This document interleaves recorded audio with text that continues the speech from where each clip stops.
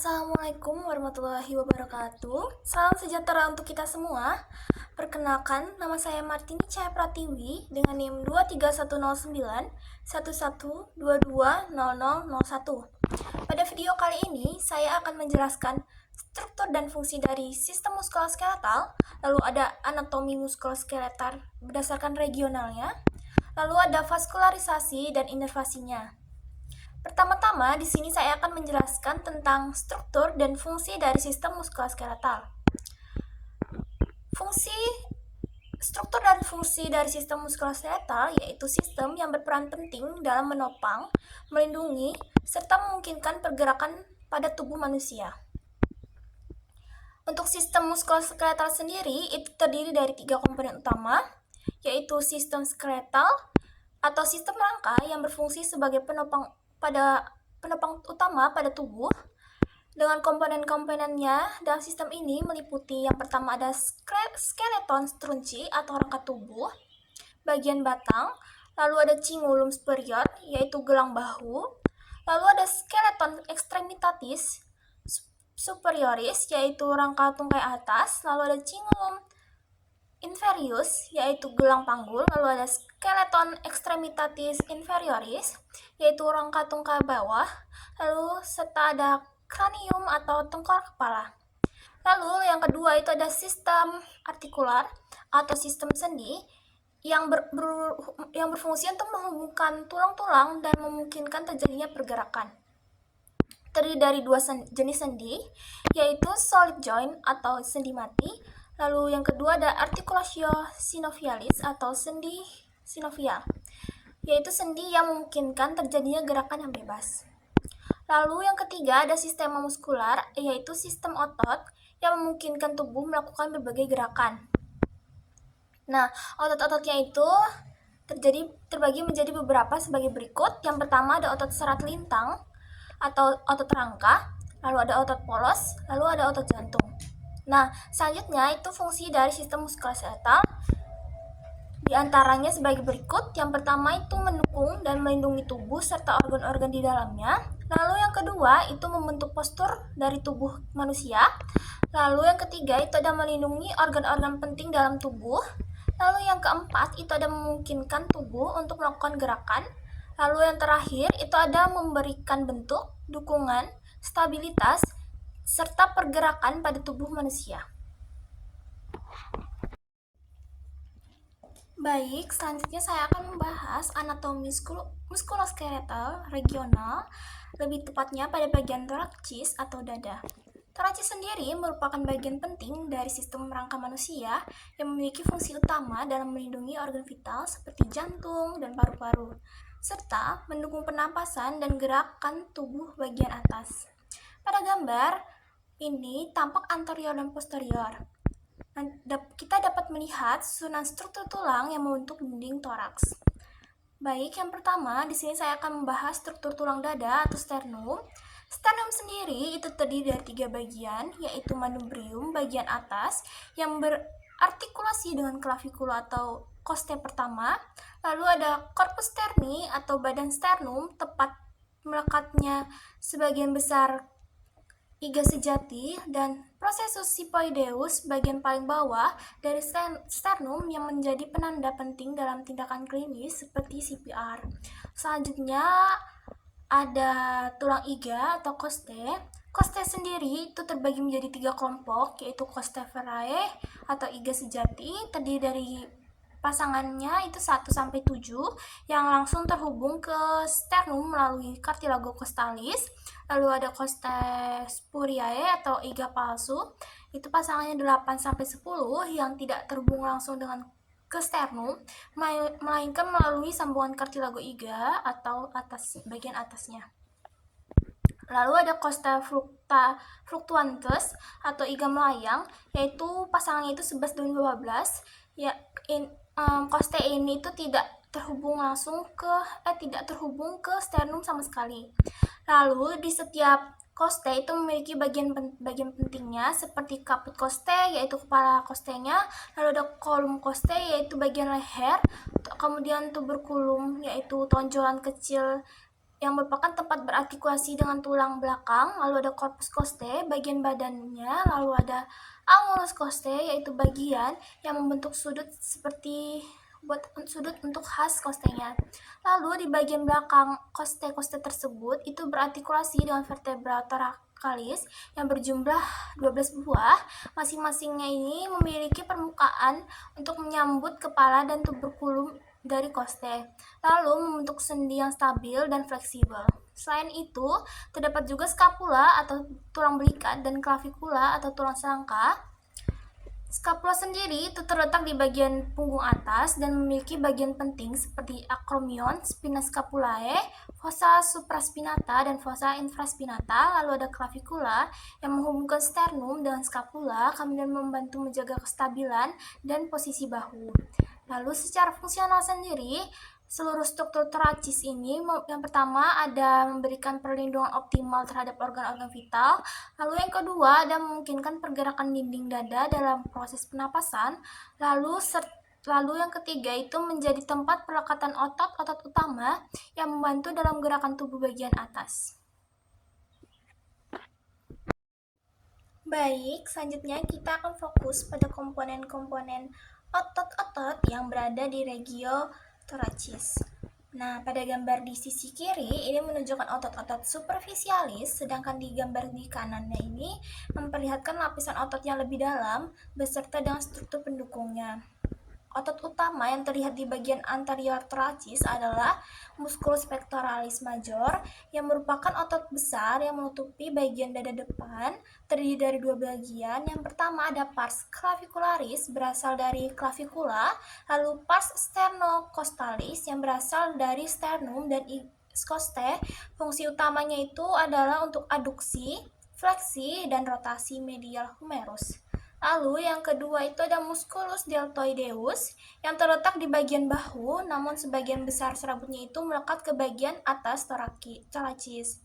Nah, fungsinya itu untuk abduksi lengan atas. Lalu yang ketiga itu ada musculus serratus anterior yang terletak di sisi lateral dada yang melekat ke iga dan scapula. Lalu fungsinya sendiri itu penting dalam pergerakan scapula ke bagian depan dan ke atas, serta menjaga kestabilan dari scapula saat mengangkat lengan. Lalu yang keempat itu ada musculus rectus abdominis. Ototnya itu lurus panjang yang berjalan vertikal di dinding perut depan, yang dikenal itu sebagai six pack. Nah, fungsinya sendiri itu dalam fleksi batang tubuh serta meningkatkan tekanan intraabdominal. Lalu yang kelima ada musculus obliquus externus abdominis yang terlihat pada sisi perut yang membantu dalam rotasi dan fleksibilitas batang tubuh serta pernapasan ekspirasi aktif. Lalu pada gambar kanan itu ada tampak otot-otot lapisan dalam thoracis seperti yang pertama itu ada musculus pectoralis minor yang terletak di bagian bawah pectoralis major yang membantu dari menurunkan scapula dan mengangkat costae saat inspirasi. Lalu yang kedua itu ada musculus intercostalis externi dan interni yang terletak di antara tulang-tulang iga, tulang-tulang osta. Musculus intercostalis externi itu membantu dalam inspirasi, sedangkan musculus intercostalis interni itu membantu dalam ekspirasi. Lalu yang ketiga itu ada musculus subclavius, yaitu merupakan otot kecil dari bagian bawah clavicula yang membantu dalam menstabilkan clavicula saat bahu itu bergerak. Lalu ada musculus sternocleidomastoideus, walaupun lebih dominan di bagian regio leher, tapi bagian bawahnya itu melekat pada manubrium sterni. Lalu perannya itu penting dalam rotasi dan fleksi kepala serta membantu pernapasan tambahan. Lalu yang kelima itu ada musculus latissimus dorsi. Sebagian besar serabut ototnya itu melekat ke thoracis posterior untuk membantu dalam ekstensi, adduksi, dan rotasi medial lengan. Nah, tidak kalah pentingnya juga, kita juga bisa melihat struktur seperti linea alba, yaitu garis tengah vertikal tempat bertemunya otot-otot dinding perut kanan dan kiri. Lalu ada processus poideus dan corpus terni yang menjadi titik perlekatan penting dari beberapa otot pernapasan dan abdominal. Lalu yang ketiga ada papilla mammaria sebagai penanda lokasi payudara, serta vena cephalica yang sering menjadi titik akses vaskular di praktik klinis. Baik, kita akan melanjutkan membahas mengenai anatomi muskuloskeletal regional dengan fokus pada membri superioris atau anggota gerak bagian atas. Untuk membri superioris sendiri itu mencakup bahu, lengan atas, siku, lengan bawah, pergelangan tangan, hingga jari-jari tangan. Sistem ini sangat penting karena berperan besar dalam aktivitas sehari-hari seperti mengangkat, mendorong, menggenggam, hingga menulis. Pertama, kita lihat pada gambar bagian kiri yang menunjukkan anatomi topografi otot-otot permukaan atas dan bawah dari lengan. Tampak otot-otot besar seperti musculus deltoideus yang membungkus bahu dan berperan penting dalam abduksi lengan. Lalu yang kedua ada musculus bicep brachii yang terlihat jelas pada lengan depan dan berfungsi dalam fleksi siku dan supinasi lengan bawah. Lalu yang ketiga ada musculus tricep brachii yang terletak di bagian posterior lengan atas dan merupakan ekstensor utama dari siku. Lalu yang keempat ada musculus brachialis yang berada di bawah bicep dan membantu dalam fleksi siku. Lalu yang kelima ada musculus brachioradialis, yaitu otot yang menonjol di lengan bawah lateral juga terlibat dalam fleksi siku, terutama saat posisi tangan netral. Di lengan bawah tampak otot-otot flexor dan ekstensor jari serta pergelangan tangan seperti musculus flexor carpi radialis, kemudian ada musculus palmaris longus dan musculus extensor digitorum. Lalu yang kedua, pada gambar tengah dan kanan itu bisa dilihat struktur tulang dan otot-otot yang membentuk bahu dan aksila atau ketiak. Tulang utama yang terlibat adalah yang pertama itu ada scapula atau tulang belikat, lalu yang kedua clavikula atau tulang selangka, dan ketiga ada tulang humerus atau tulang lengan atas. Pada humerus itu terdapat bagian penting seperti caput humeri, yaitu kepala humerus yang membentuk sendi lengan dengan scapula. Lalu ada tuberculum majus dan minus, tempat melekatnya otot-otot rotator cuff. Lalu ada sulcus intertubercularis, yaitu jalur lewatnya tendon biceps. Lalu yang keempat ada epicondylus yang berfungsi sebagai tempat pelekatan otot lengan bawah. Lalu struktur otot yang terlihat itu termasuk satunya itu ada musculus supraspinatus, kemudian musculus infraspinatus, kemudian ada musculus subscapularis dan teres minor yang merupakan bagian dari rotator cuff yang bertugas menstabilkan sendi bahu. Lalu yang kedua ada musculus pectoralis major dan minor, yaitu otot dada yang berperan dalam gerakan bahu. Lalu yang ketiga ada musculus coracobrachialis yang berasal dari processus coracoideus dan membantu dalam fleksi dan aduksi lengan atas. Lalu yang keempat ada musculus latissimus dorsi, yaitu otot besar punggung yang ikut membantu dalam gerakan bahu. Lalu yang kelima itu ada musculus anconeus, yaitu otot kecil di sekitar siku yang membantu dari ekstensi. Selain itu, dalam gambar ini juga tampak pembuluh darah besar seperti vena cephalica yang terlihat jelas di lengan lateral dan sering digunakan untuk akses vaskular klinis, serta ada arteri dan vena axillaris yang menjadi jalur utama suplai darah ke ekstremitas atas. Baik, untuk gambar selanjutnya ini itu ada gambar bagian kiri itu ada clavikula atau tulang selangka. Nah, clavikula sendiri itu merupakan tulang yang berbentuk seperti huruf S yang menghubungkan antara sternum di bagian medial dengan acromion dari scapula di bagian lateral. Nah, struktur ini sendiri itu berfungsi sebagai penopang dan penghubung antara skeleton aksiale dan membri superioris, serta untuk menjaga jarak fungsional untuk pergerakan bahu. Nah, pada permukaan superior dan inferiornya itu tampak beberapa titik pelekatan otot dan ligamentum penting. Yang pertama itu ada origo musculorum yang ditandai dengan warna merah, dan untuk otot-ototnya sendiri itu seperti musculus sternocleidomastoideus pada ekstremitas sternalis, lalu ada musculus deltoideus pada ekstremitas acromialis.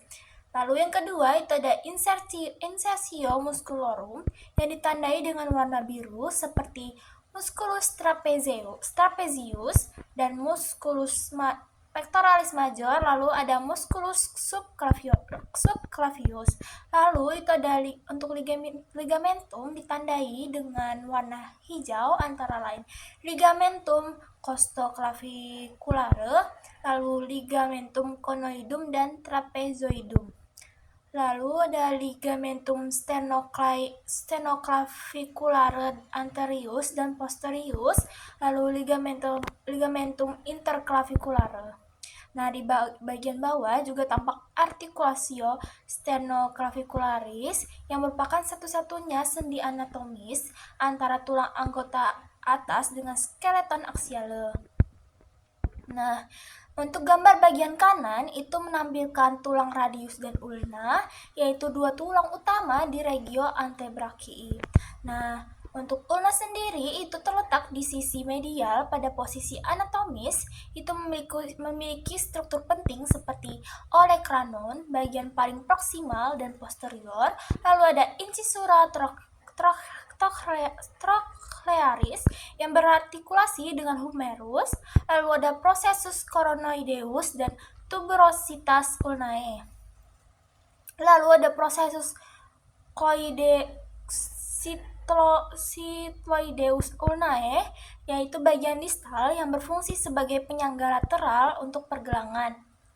Lalu radius itu terletak di sisi lateral dengan bagian-bagian penting sebagai berikut. Yang pertama itu ada caput radii dan column radii. Kemudian tuberositas radii, yaitu tempat melekatnya tendon musculus bicipitis brachii. Lalu ada fascias anterior dan posterior dan lateralis pada corpus radii. Lalu ada processus styloideus radii dan tuberculum dorsale atau Lister di bagian distal. Lalu di antara kedua tulangnya ini itu terbentang membrana interosea antebrakii, kemudian struktur fibrosa kuat yang berfungsi sebagai pertama itu media transmisi beban dari radius ke ulna. Lalu ada tempat pelekatan otot-otot antebrakii, kemudian sekat anatomi antara kompartemen anterior dan posterior. Lalu struktur distal dari kedua tulang ini membentuk bagian dari articulatio radioulnaris distal dan articulatio radiocarpalis yang memungkinkan gerakan pronatio dan supinatio lengan bawah serta fleksibilitas pergelangan tangan. Baik, ini selanjutnya, ini ada gambar yang terdiri atas sejumlah otot, tendon, pembuluh darah, dan nervus penting yang bertanggung jawab dalam melakukan gerakan halus dan kompleks pada tangan dan jari. Nah, pada gambar sebelah kiri ini menampilkan tampilan posterior antebrakii kanan dengan dominasi kelompok musculi extensores. Tampak beberapa struktur penting, antara lain yang pertama ada musculus triceps brachii yang berlanjut hingga ke olecranon ulnae melalui tendon tricipitalis. Lalu yang kedua ada musculus anconeus, otot kecil yang membantu ekstensi articulatio cubiti. Lalu ada musculus extensor carpi ulnaris dan musculus extensor carpi radialis longus et brevis yang berfungsi dalam ekstensi pergelangan tangan. Lalu ada musculus extensor digitorum, merupakan otot utama ekstensor jari kedua dan sampai kelima.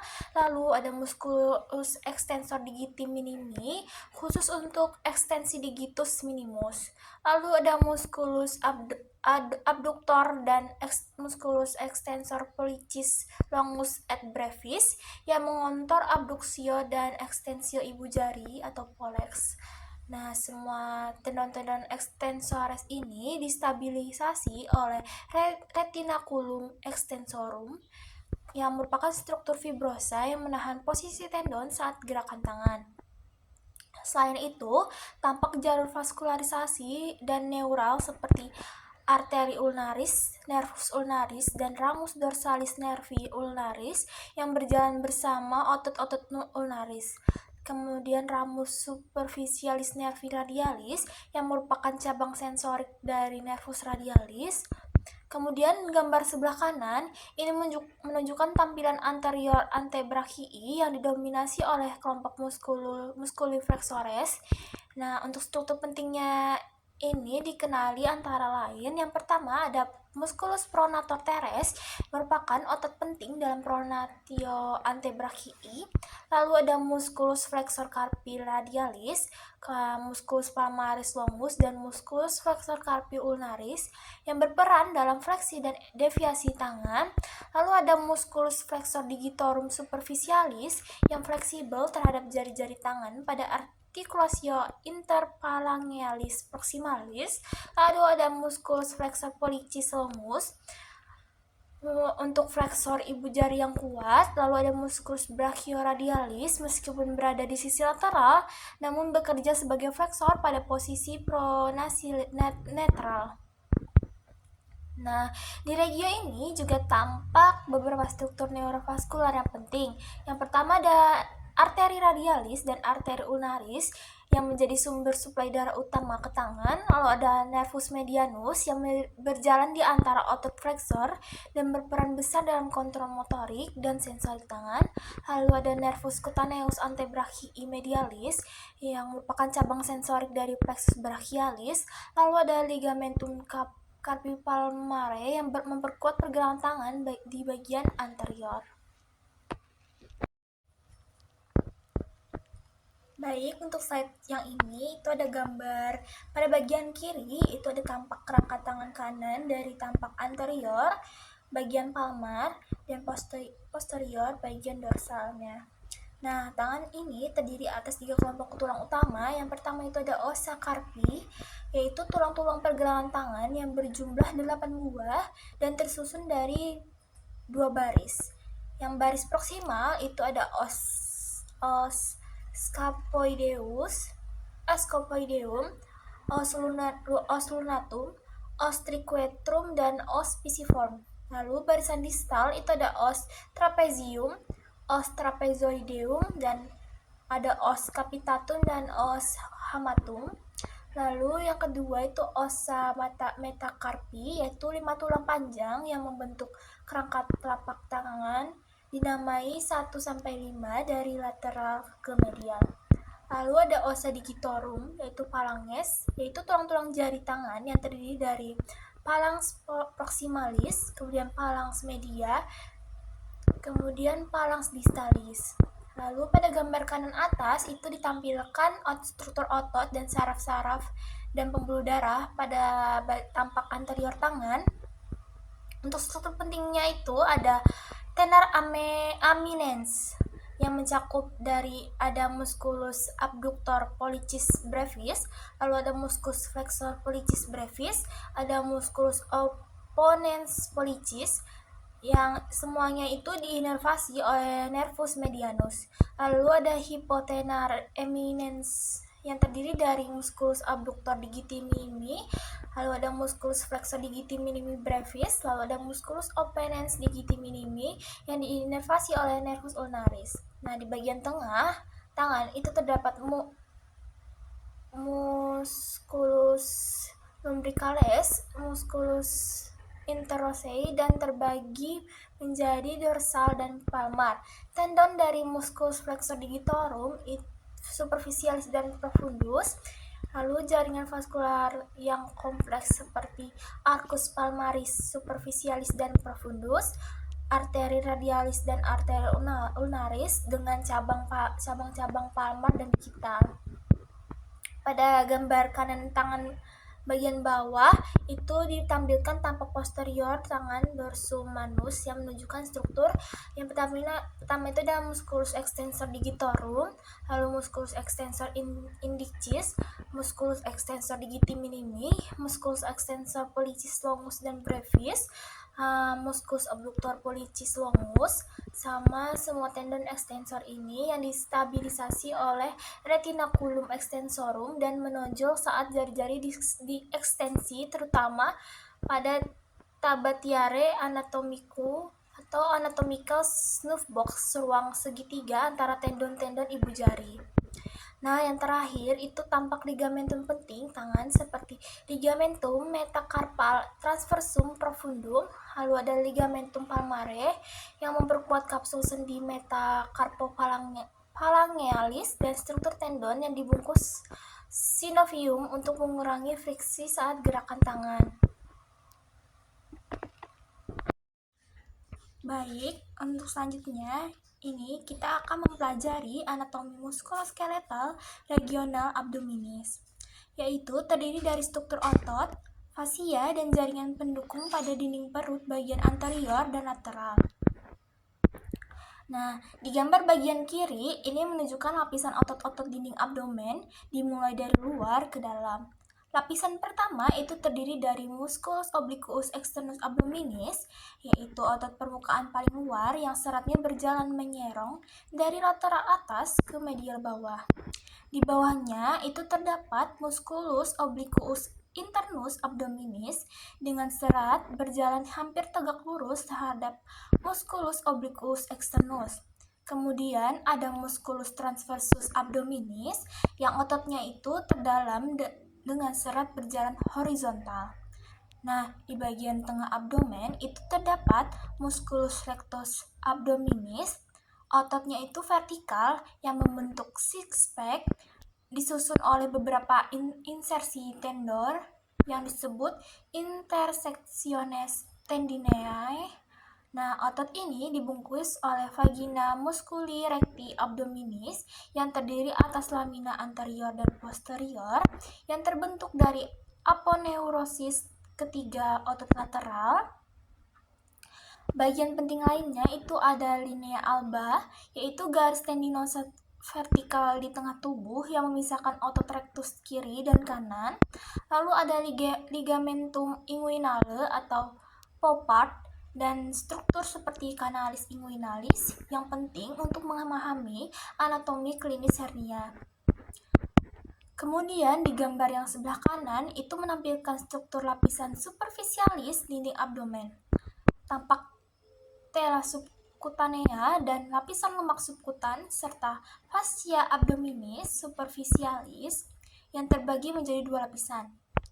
Lapisan yang pertama itu ada lamina superficialis atau camper yang kaya akan jaringan adiposa. Lalu lapisan yang kedua itu ada lamina profunda atau scarpa yang lebih berserat. Tampak juga ada struktur vaskular di permukaan seperti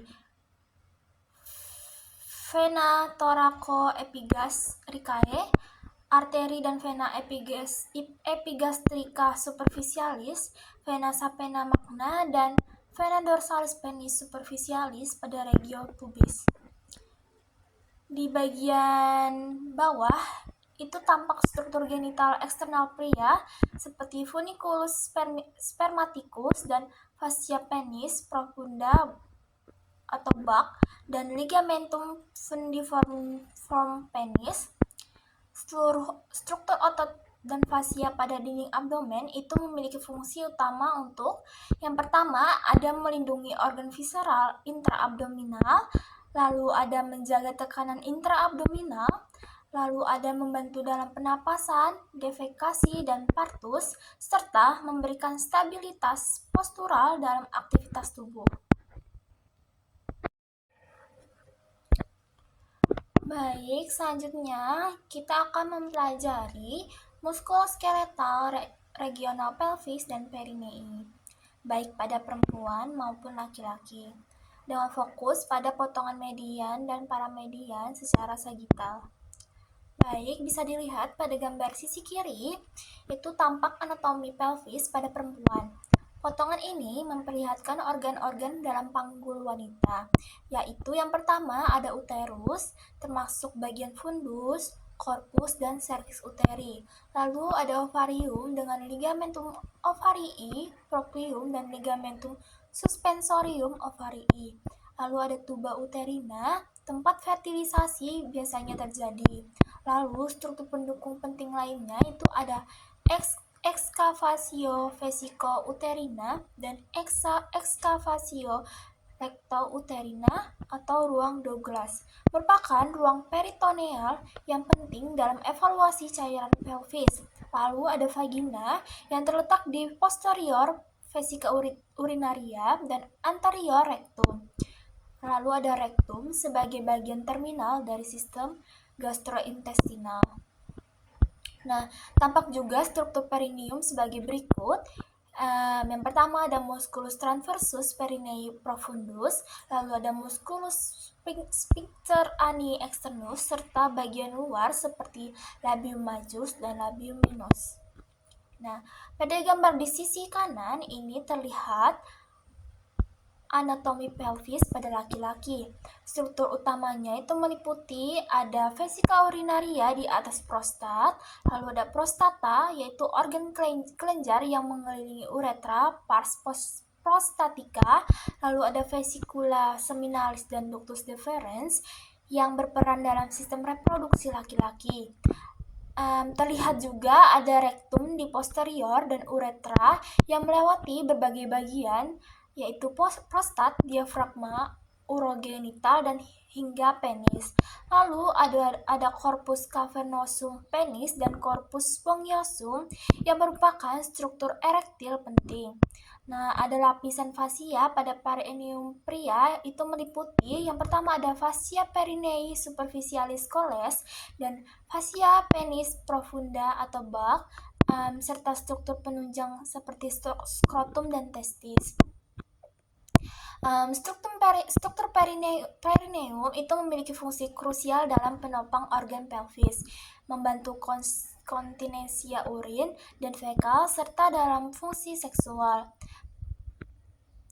Pengetahuan yang detail mengenai anatomi ini sangat penting untuk memahami berbagai kondisi klinis seperti prolaps organ pelvis, inkontinensia urin atau fekal, lalu ada hernia perinealis, hingga tindakan pembedahan seperti histerektomi atau prostatektomi.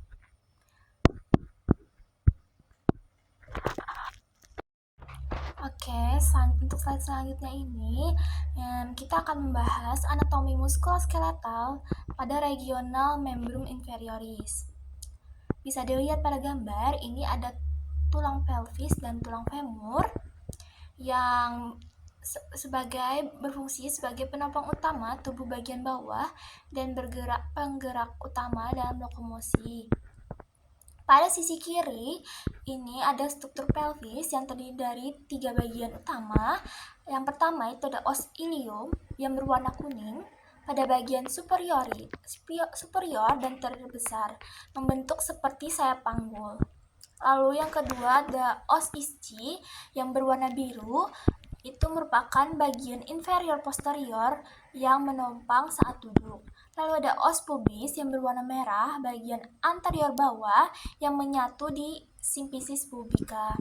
Lalu ketiga tulang ini nanti akan menyatu di daerah acetabulum membentuk sendi panggul yang bernama articulatio coxae dengan caput femoris. Struktur penting lainnya itu ada spina iliaca anterior superior dan posterior superior sebagai titik patokan anatomi. Lalu ada tuberositas ischiadica sebagai titik tumpu saat duduk. Lalu ada foramen obturatorium yang dilalui oleh nervus dan pembuluh obturatorius. Lalu ada crista iliaca sebagai tempat pelekatan otot-otot abdomen dan punggung. Lalu di gambar sebelah kanan ini ada tulang femur yang merupakan tulang terpanjang dan terkuat di tubuh manusia. Bagian utamanya itu ada kaput osis femoris yang membentuk sendi panggul, lalu ada kolom osis femoris yang sering menjadi lokasi fraktur pada lansia, lalu ada trochanter major dan minor sebagai tempat perlekatan otot gluteal dan iliopsoas. Nah, ada juga di bagian distal dari femur itu ada condylus medialis dan lateralis yang berartikulasi dengan tibia dan patella dalam membentuk sendi lutut. Lalu ada linea aspera sebagai titik perlekatan otot paha. Kemudian ada struktur seperti fovea capitis, intercondylar fossa, dan epicondylus femoris yang juga memainkan peran penting dalam stabilitas dan pergerakan sendi panggul serta lutut.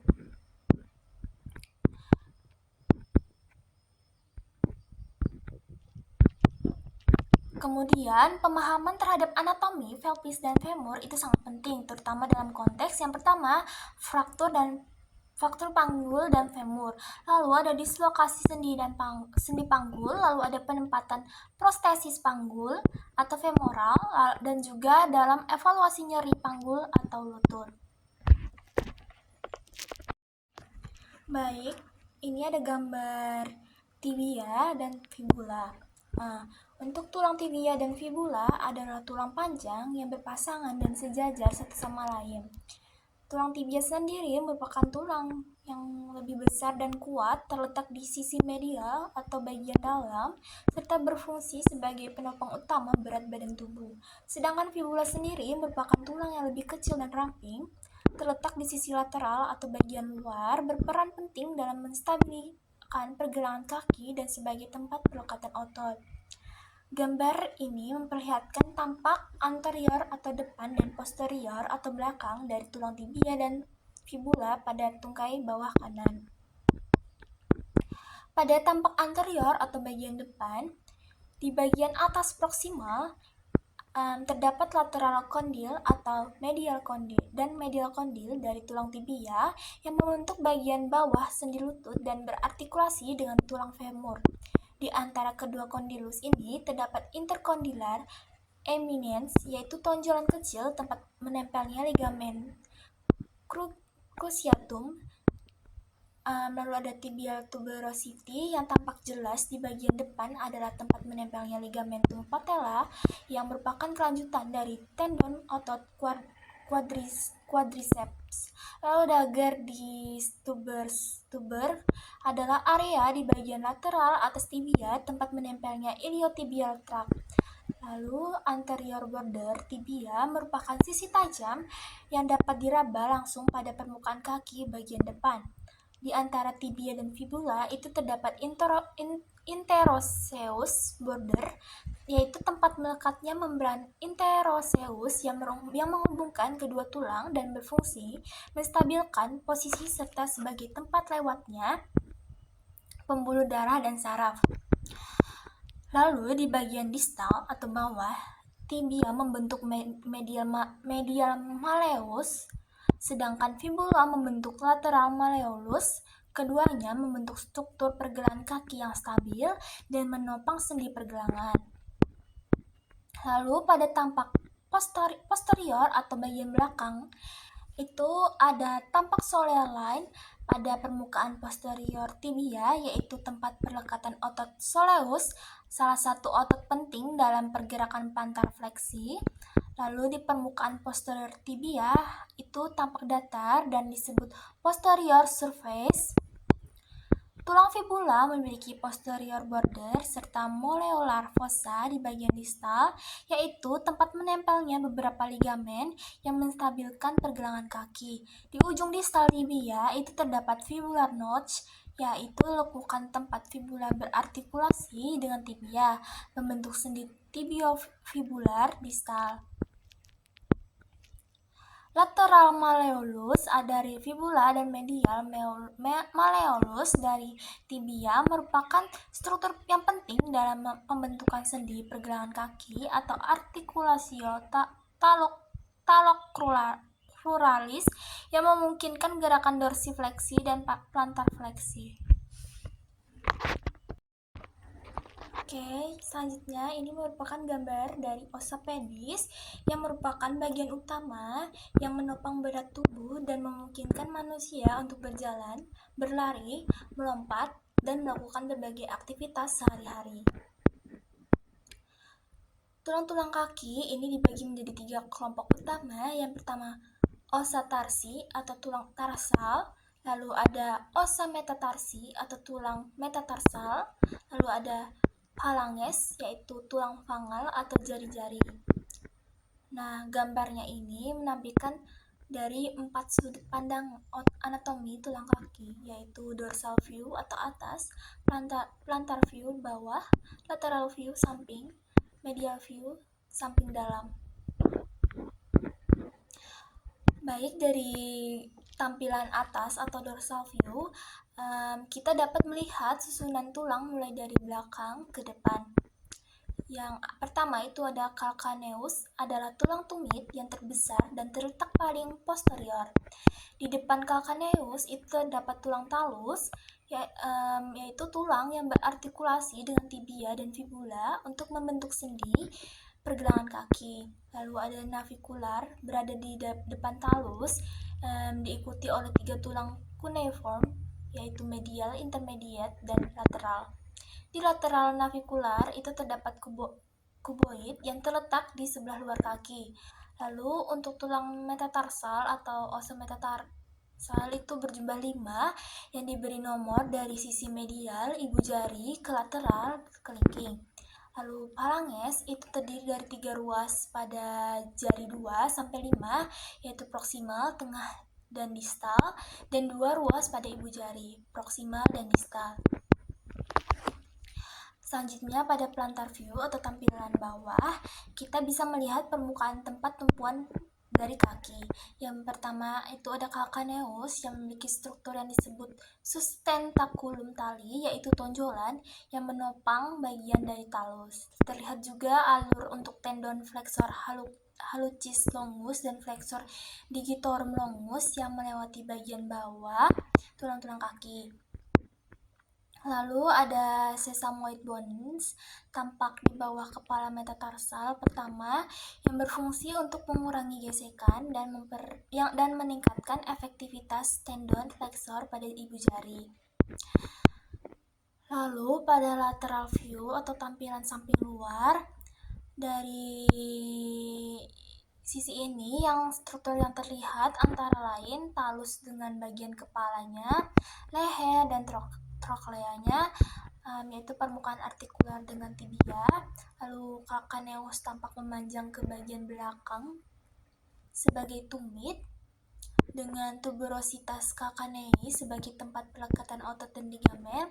Lalu kuboid yang berartikulasi dengan calcaneus di bagian belakang dan metatarsal di depan.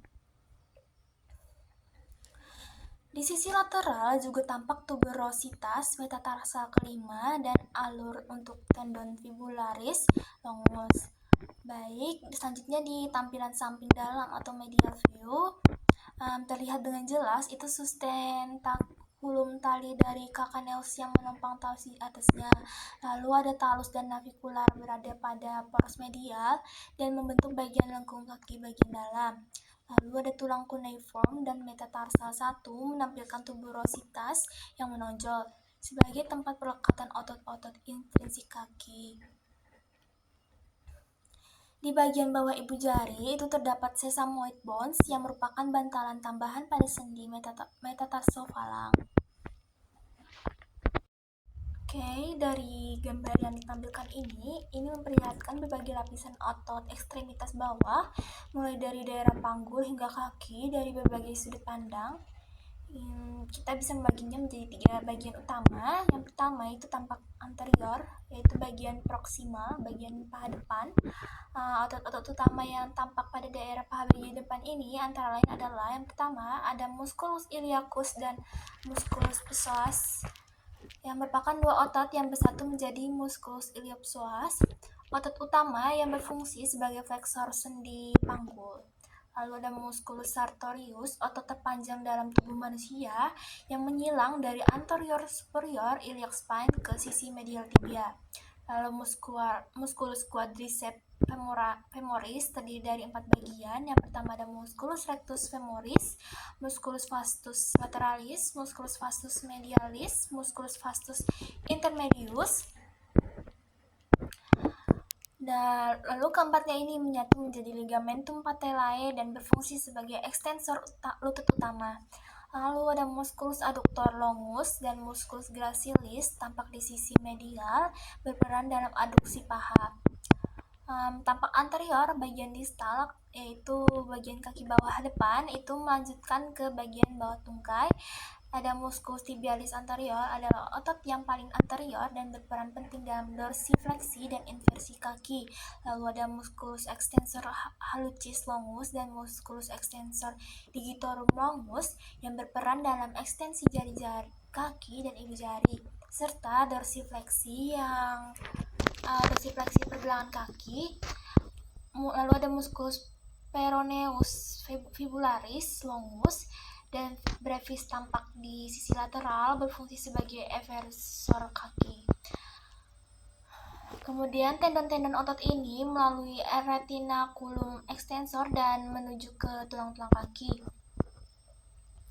Lalu tampak posterior, bagian belakang paha dan betis. Dari pandangan posterior terdapat beberapa otot besar dan penting seperti musculus gluteus maximus, otot terbesar di tubuh manusia, berperan dalam eksistensi sendi panggul. Di paha belakang terdapat musculus semitendinosus, musculus semimembranosus, dan musculus biceps femoris. Ketiganya termasuk dalam kelompok hamstring yang berfungsi untuk eksistensi panggul dan fleksi lutut. Di betis, otot utamanya adalah musculus gastrocnemius, yaitu kepala medial dan lateral. Lalu ada musculus soleus, keduanya menyatu membentuk tendo Achilles yang melekat pada tuber calcaneae dan berfungsi untuk plantar fleksi pergelangan kaki. Lebih dalam lagi itu terdapat musculus tibialis posterior dan musculus flexor digitorum longus serta musculus flexor hallucis longus yang membantu gerakan flexor jari dan ibu jari serta menopang lengkung kaki. Selain otot tadi, juga tampak beberapa struktur penting lain seperti ligamentum patellae, retinaculum, otot extensor dan flexor, tendon-tendon penting seperti tendon Achilles dan tendon otot peroneus, serta vena sapena magna dan kecil, serta nervus ischiadicus, nervus fibularis, dan nervus tibialis yang memiliki fungsi sensorik dan motorik penting di ekstremitas bawah. Oke, selanjutnya yang terakhir saya akan menjelaskan tentang vaskularisasi dan inervasinya pada tubuh manusia. Pada sistem ini sangat penting karena berperan dalam mempertahankan kehidupan, menghantarkan oksigen serta nutrisi ke sel, lalu membuang sisa metabolisme. Lihat pada gambar, terdiri dari dua sisi. Yang sisi kiri ini menampilkan sistem arteri yang berwarna merah, yaitu pembuluh darah yang membawa darah beroksigen ke jantung, dari jantung ke seluruh tubuh. Lalu yang di sisi kanan ini menampilkan sistem vena yang berwarna biru, yaitu pembuluh darah yang membawa darah kaya akan karbon dioksida dan limbah metabolik kembali ke jantung. Baik, yang pertama ada sistem arteri atau arterial system, yaitu sistem arteri yang berawal dari jantung, tepatnya dari ventrikel kiri yang memompa darah ke seluruh tubuh melalui pembuluh darah besar bernama aorta. Lalu ada aorta dan cabangnya. Aorta sendiri terbagi menjadi beberapa bagian penting, yaitu ada pertama pars ascendens aortae atau aorta ascendens, lalu arcus aorta, pars descendens thoracica, pars descendens abdominalis. Lalu dari arcus aorta itu bercabang menjadi 3 arteri besar. Yang ada truncus brachiocephalicus, arteri carotis communis sinistra, dan arteri subclavia sinistra. Kemudian dari truncus brachiocephalicus itu bercabang menjadi arteri carotis communis dextra yang lalu nanti mengarah ke kepala dan otak. lalu arteri subclavia dextra nanti menuju ke lengan kanan. Lalu kedua arteri carotid communis kiri dan kanan itu akan membagi lagi menjadi arteri carotis interna yang nantinya akan menyuplai otak, lalu arteri carotis externa yang menyuplai wajah dan kepala bagian luar. Lalu yang kedua ada arteri ekstremitas atas. Yang pertama ada arteri subclavia, lalu arteri axillaris, lalu arteri brachialis. Nah, nanti dari arteri brachialis nanti sendiri bercabang menjadi arteri radialis lateral, arteri ulnaris medial. Nah, yang keduanya ini berfungsi untuk menyuplai lengan bagian bawah hingga tangan. Lalu yang ketiga, arteri ekstremitas bawah. Dari aorta abdominalis muncul cabang terminal. Yang pertama ada arteri iliaca communis, lalu menjadi arteri iliaca externa, kemudian menuju ekstremitas bawah. Dari arteri iliaca interna itu nanti akan menyuplai organ pelvis, lalu dari arteri iliaca externa ke arteri femoralis, lalu ke arteri poplitea, lalu ke arteri tibialis anterior dan posterior, lalu ke arteri dorsalis medis. Inilah jalur utama darah yang menyuplai tungkai bawah dan kaki. Lalu untuk denyut nadi klinis, yang keempat itu ada denyut nadi klinis, beberapa lokasi penting yang digunakan dalam pemeriksaan denyut nadi. Nah, ada denyut nadi temporalis, denyut nadi carotis, denyut nadi brachialis, lalu ada denyut nadi radialis, ada denyut nadi femoralis, ada denyut nadi poplitea, ada denyut nadi dorsalis pedis. Pada pemeriksaan ini penting dalam penilaian sirkulasi darah secara cepat di lapangan atau fasilitas medis. Kemudian ke sistem vena atau venosistem, yaitu sistem vena ini membawa darah dari seluruh tubuh kembali ke atrium kanan jantung. Berbeda dari arteri, sistem vena ini memiliki valvula venosa atau cut vena yang mencegah aliran balik dari darah, terutama di ekstremitas bagian bawah. Pertama, vena di kepala dan leher, itu ada vena jugularis interna dan externa, nanti akan mengalirkan darah dari otak, wajah, dan leher. Kemudian bergabung dengan vena subclavia membentuk vena brachiocephalica. Kedua brachiocephalica kemudian menuju ke vena cava superior, kemudian masuk ke jantung.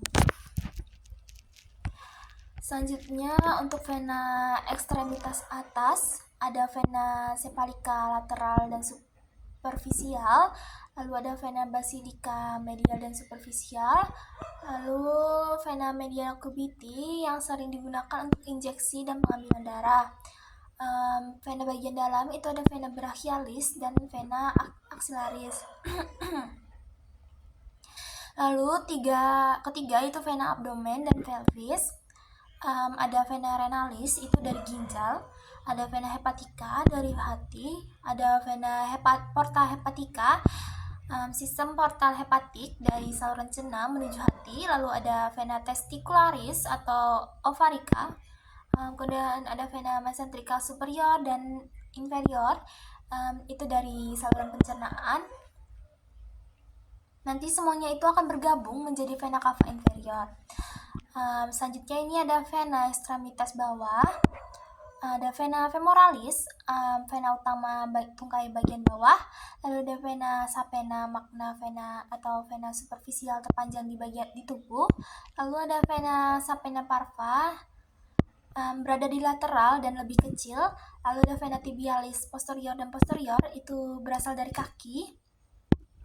Selanjutnya yang kelima ini ada katup vena valvulae venosa, merupakan vena terutama di tungkai bagian bawah yang memiliki katup satu arah untuk mencegah darah itu mengalir mundur akibat gravitasi. Gangguan fungsi dari katup ini bisa menyebabkan varises dan edema.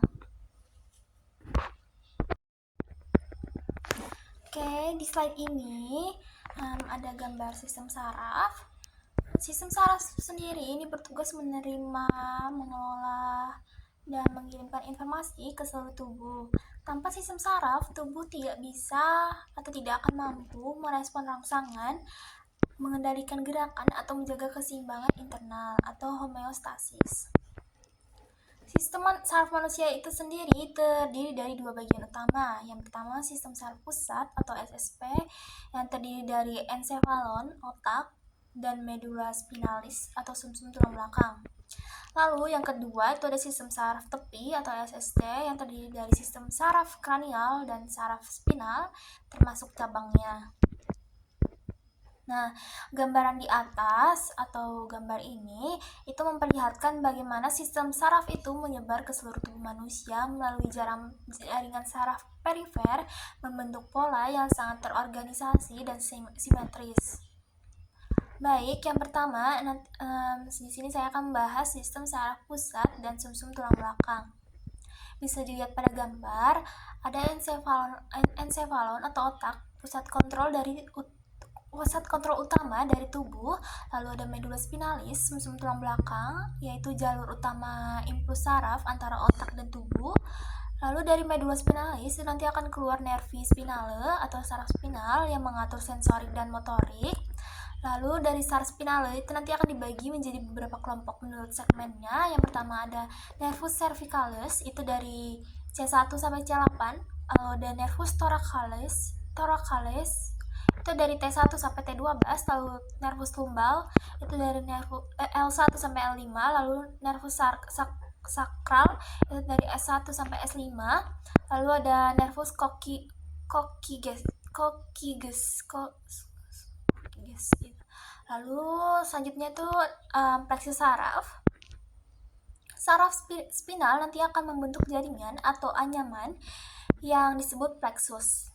Di gambar itu menampilkan beberapa plexus penting. Yang pertama ada plexus cervical yang berfungsi untuk menginervasi bagian leher, sebagian bahu, dan diafragma, termasuk nervus phrenicus yang sangat penting karena mengontrol pernapasan. Lalu ada plexus brachialis yang menyediakan saraf untuk lengan atas dan bawah yang menghasilkan cabang-cabang penting seperti nervus musculocutaneus, nervus medianus, nervus ulnaris, dan nervus radialis, serta nervus axillaris. Lalu ada plexus lumbosacralis yang menginervasi pelvis, tungkai bawah, dan kaki. Lalu cabang penting antara lainnya ada nervus femoralis, nervus obturatorius, nervus ischiadicus, saraf yang terbesar di tubuh manusia. Lalu ada nervus tibialis dan nervus fibularis. Nah, semua plexus ini itu berperan dalam gerakan motorik dan persepsi sensorik di ekstremitas dan batang tubuh. Lalu ada ketiga itu saraf simpatik dan sistem autonom. Di gambar sebelah kanan itu menampilkan bagian dari sistem saraf otonom, khususnya truncus sympathicus, yaitu rantai ganglion simpatik di sepanjang tulang belakang.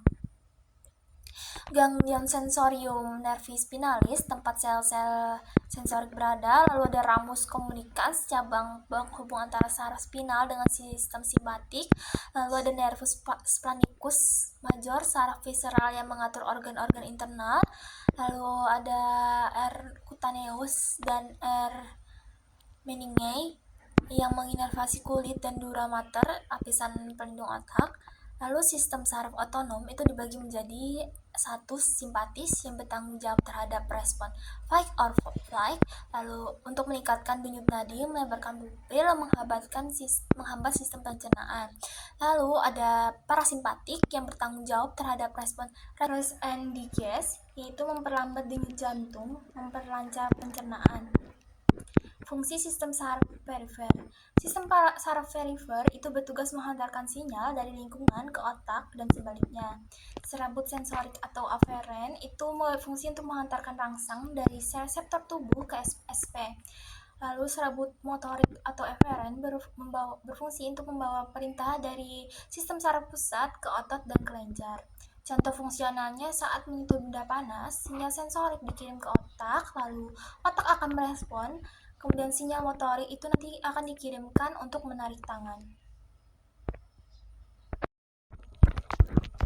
Baik, bisa dilihat dalam gambar ini, kita dapat melihat distribusi dari dermatom pada tubuh manusia, baik dari tampak anterior, depan, maupun posterior, serta bagian ekstremitas atas secara spesifik. Pertama, dermatom kepala dan leher, itu ada C2, yaitu kulit kepala bagian belakang dan telinga, C3 bagian leher lateral, C4 bahu atas. Distribusi ini berasal dari plexus cervicalis. Yang kedua, dermatom ekstremitas atas. Distribusi dermatomnya itu di lengan diatur oleh saraf spinal dari C5 hingga TH1 melalui cabang-cabang plexus brachialis, yaitu C5 bagian lateral atas lengan atau otot deltoid, C6 lengan bawah lateral, jempol dan telunjuk, C7 itu jari tengah, C8 itu jari manis dan kelingking, TH1 itu bagian medial lengan bawah dan siku. Pola ini sangat khas dan berguna untuk diagnosis klinis, misalnya nyeri atau mati rasa di jari tengah, seringkali berkaitan dengan gangguan di saraf C7. Lalu yang ketiga itu saraf sensorik yang terlibat. Ada nervus medianus yang menyuplai sisi palmar jari 1-3 dan separuh jari keempat. Lalu nervus ulnaris menyuplai jari keempat dan kelima, sisi medial atau palmar dan dorsal. Nervus radialis menyuplai sisi dorsal ibu jari hingga jari tengah bagian proksimal. Nervus musculocutaneus dan nervus axillaris menyuplai kulit bahu dan lengan atas. Pada sisi punggung tubuh, distribusi dermatom terlihat melintang dan bersifat simetris. C6-C8 tetap mendominasi jari-jari tengah, C5-TH1 mendistribusi area lengan dan bahu atas. Dapat terlihat juga nervus supraclavicularis yang berasal dari plexus cervicalis dan menyuplai daerah bahu atas. Baik, sekian dari yang bisa saya sampaikan. Mohon maaf bila ada kesalahan dan salah kata. Wassalamualaikum warahmatullahi wabarakatuh.